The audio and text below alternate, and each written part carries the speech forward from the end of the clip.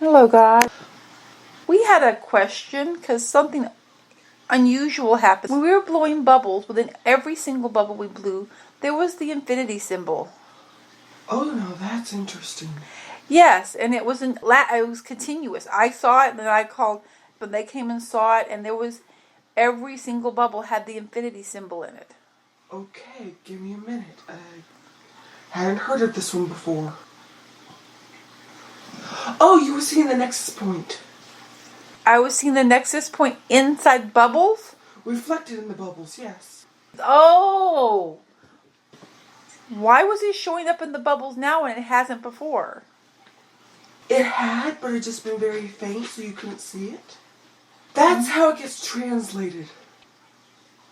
It's more just like a big beam, but... And the physical, the way it's prismed out, it looks like that. Yes.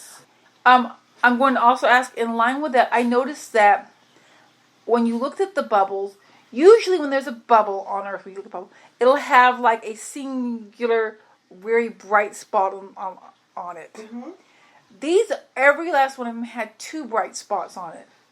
That was also... The nexus. A reflection. A reflection of the nexus point. Okay. Because the shape of the bubble and the way it's made, what it's made out of, yes, can reflect things differently.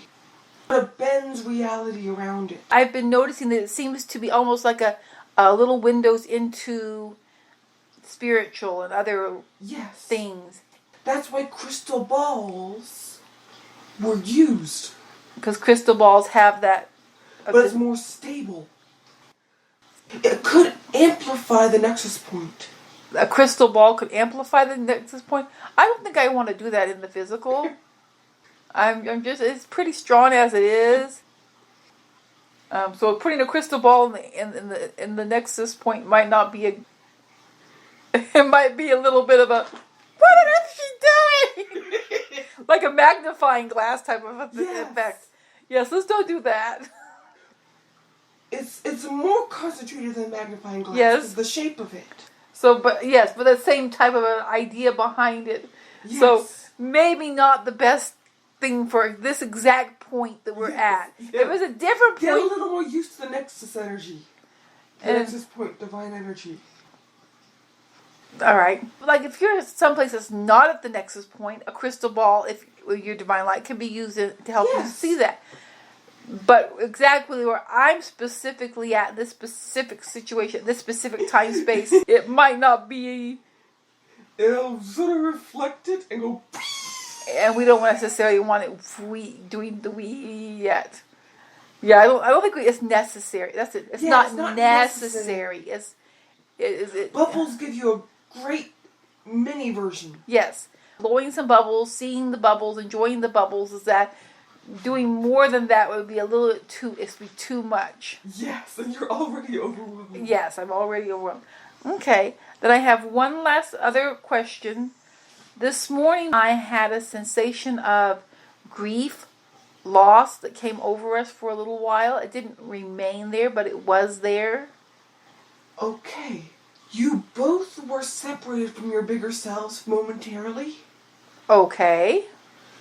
Because we needed their personal help and healing. Oh, okay. So when they basically went into the primordial sea, couldn't stay connected to your physical self. Oh, so our bigger selves went into the primordial sea. In order to do this, I had to disconnect. We had to become more separated. Not only disconnected, but more separated from them. Yes. Because your physical bodies couldn't handle what they were doing. That's why it was a temporary grief. Well, that's what was going on. That puts everything into perspective then. Crystal balls, something that can be a tool that's used to help at certain times, certain places. But right now, especially in places that need an influx of divine energy. But right now, in this particular type spot, it would not necessarily be. It wouldn't be bad, it would just be intense. Yes, and right now we don't need more intensity.